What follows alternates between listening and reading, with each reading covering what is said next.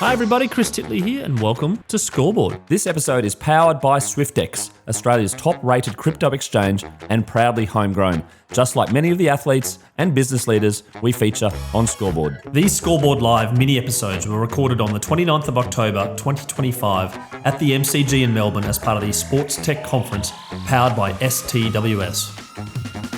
It's Chris Titley here live at the MCG. Scoreboard Live, the first ever Scoreboard Live we've done. And there you go. A repeating guest, Bhavi Devchand. I can't remember what episode you were, maybe like 37 or 45 or something. It was great. A great episode. I remember that very, very clearly. Welcome back. And now you're doing a live one with me. How do you feel? Yeah, great.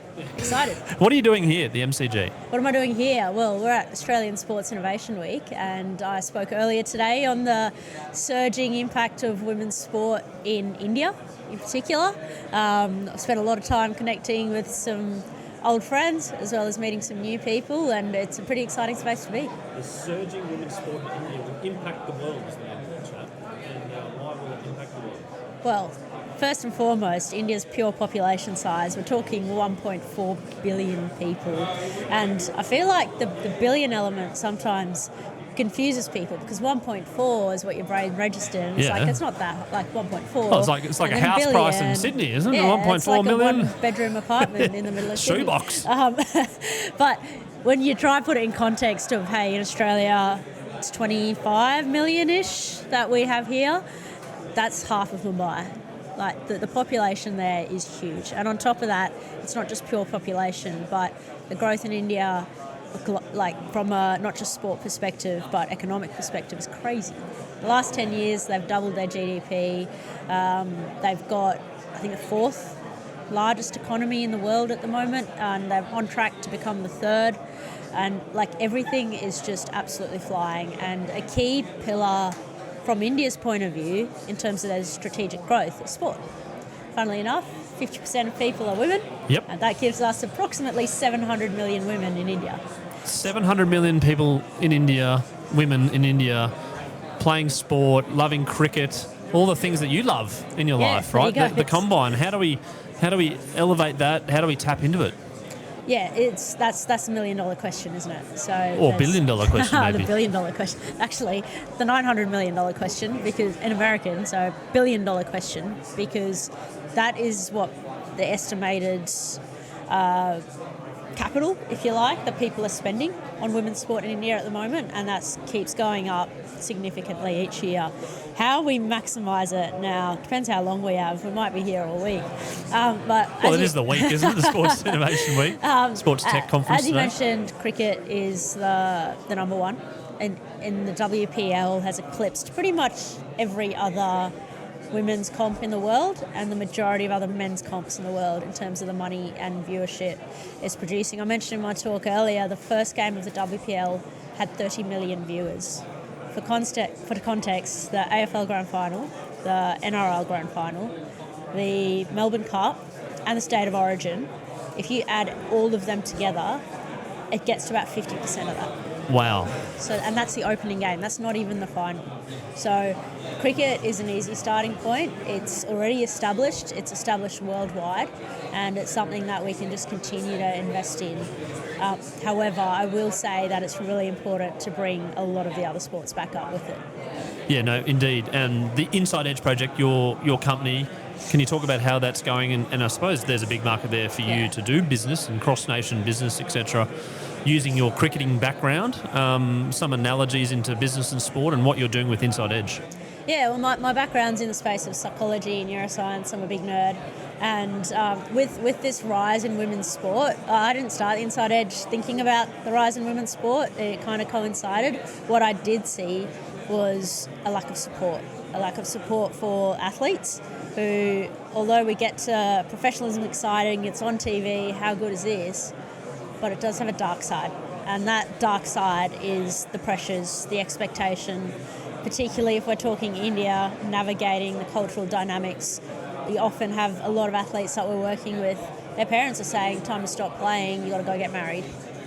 Or if they are playing and they're not succeeding, it's why you're not succeeding, we're relying on your income to feed our family. And for one of the players in particular, she just missed out on a WPL contract last year. She's the highest income earner in her family. She misses that contract. There's no Medicare, there's no Centrelink. They don't have a backup plan. And the pressure on these women and men is huge. And that's where, with the Inside Edge project, it's about trying to help the athletes, but even more so, the analogy I like to use is if you had a pond and the fish kept dying, would you treat the fish individually or would you look at the water? And that's what we're about, is looking at the water. What is the environment that these athletes are existing in? What does the leadership look like? How well are the coaches skilled in their ability to communicate well, to be able to meet the psychological needs of players, because that is just as important as their physical needs. And we know that correlates to performance on the field and well-being off it. And it's trying to drive that conversation, which is very difficult, if I'm honest, because it is just completely against the normal conversation in India, which is if you have a problem, especially if the problem's between your two ears, hide it. Don't talk about it. Toughen up. And if you are going to see a psychologist, which is starting to get there, we treat it like for example, if you got injured, you go to see a physiotherapist, right? But you also yeah. Goodness, are you okay? The Even more so, my goodness. do you go to the gym? Do you run? Do you look after your health? All the things we should do, right? They're all things that we do because it keeps us healthy. It's really important, right? And then if we get injured, we go see a physio. Absolutely, really vital. But people don't look at the mental side of the game that way. We wait until someone's injured and then go and get, even if we're fully, like in Australia, we fully embrace psychologists. Now we go see the psych to get fixed. But no one's talking about, and I'm not just talking about maintaining health, but thriving, flourishing. Like when it comes to sport or anything, even doing this podcast, you have to be present, you have to have energy, and it's actually a lot more fun and engaging. And now we're talking about getting into flow state and a flourishing model. So from my perspective, the model in India is broken and athletes are suffering on the back of it. And one thing we need for women and men to thrive globally is our sports stars to be thriving too. They can't be getting all the way to the top and then breaking, which is what we're seeing. So that's where the Inside Edge project comes in. That's awesome. I'm curious, as a parent, again, where that comes from in terms of like parental pressure, and also thing that I'm noticing as a parent is scholarships. It's like a single focus specialisation early on. There's lots of things which can probably lead to a straw that breaks the camel's back potentially. And as a parent, in terms of pressure and like being a good parent, I need to be in a good mindset to be a better parent. If I'm not if I'm tired or I'm hungry or I'm upset about or I'm focused on my work, I'm not a great parent.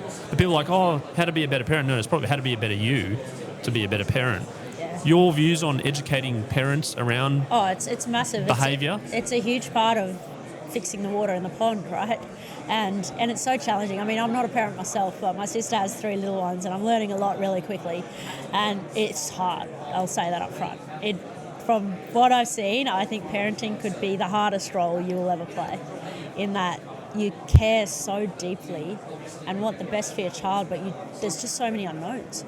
And you also have to give them the freedom to be able to make mistakes and the courage to let them fail, right?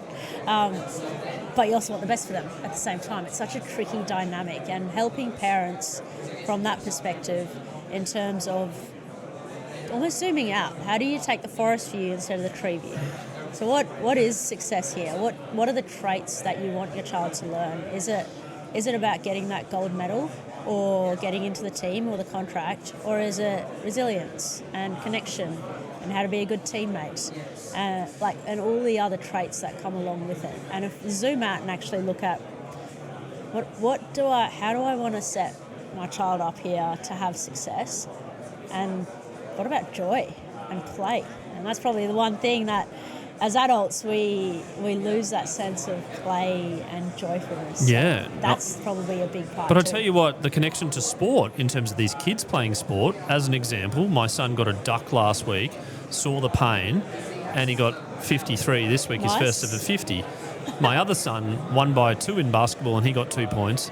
Got 2 points in this game, they lost by 2. Like the lessons that are learning from an early age in sport, and that the analogies to life are so like comparable. Yeah, you can't teach that stuff, right? They experience it, and that moment, And you got to let them feel it, yeah, right? the feeling when you get a duck and you're walking off and everyone's looking at you, and then the next week the elation of getting the 50 and going, wait, what works there? It's not about the 50, it's about the space between, and how did you learn from the duck to the 50? And you know what? Next week you're probably going to get a duck again. Yeah, you're only as good as your last innings, I say. Right. So, but it's what is the joy and the love of the game that you're hanging on to in between that? Yeah, no, for sure. Excellent. We could talk for hours about this, but I'm also curious around social media, branding, brand equity for women's sport as well, how important that is for people to tell their story, to be transparent, and also to have the avenues now where you can have a support community, hopefully, broadly speaking, on social media, and maybe have 20, 30,000 people backing you in. Yeah, like I just sat in on a talk earlier today by It's Sports, who are around women and broadcasting, and it's really interesting that the model of, it's not my space, I will say, but the model of old school broadcast deals, if you like, where does the money come in, is TV. And then they pay the big money and that flows down and feeds everyone. It's changing now. And it's interesting, the research around women in sport in particular, it's a bottom-up approach. So it's that digital approach, engagement with players. You can directly engage with players through social media. That drives sponsorships. Players bring their own sponsorships. Then that drives, like it's actually completely flipped. And that's where the opportunity is with the players and the fans themselves. It's actually on the ground. It's at ground level, where we have the power to support each other. And there are now the mediums to actually, like the Matildas effect is what comes to mind straight away, where that just went absolutely berserk. And that was not because Channel 10 or whoever it was paid money. I can't remember the broadcast partner. My apologies, actually. but I remember the game, and I'll never forget the game. Yeah, the Brisbane game. I mean, the whole campaign, of course, but the Brisbane game was just like that was a key, right? Yeah, and I don't even remember what France. channel I was watching it on. Yeah, but I do remember the moment Courtney Vine slotted that penalty. Yeah. Unbelievable. Gives me goosebumps. You can watch it 1,000 times. I love moments where you can watch 1,000 times. Now, Barbie, we're going to do this podcast in a year's time. Whether it's at the G again, I'm not too sure, or whatever, we'll see. But where would you like Inside Edge to be? Where would you like you to be in a year's time from now? In a year's time, well, I would love to be working with more teams from a coach and leadership perspective, and having that impact, because I'm loving working with players and I love athletes, and it's a great space to be in, but we hit a lot of roadblocks. And I think the next level is to go, right, at the top, what are the conversations that need to be had? How can we equip leaders and coaches to be able to communicate better, to be able to deal with conflict better, and have a greater perspective? And if we're in and around that space, I think we'll be flying.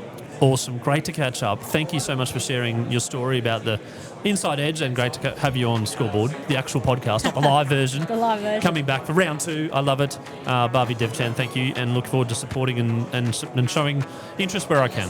No worries. Thanks, Chris.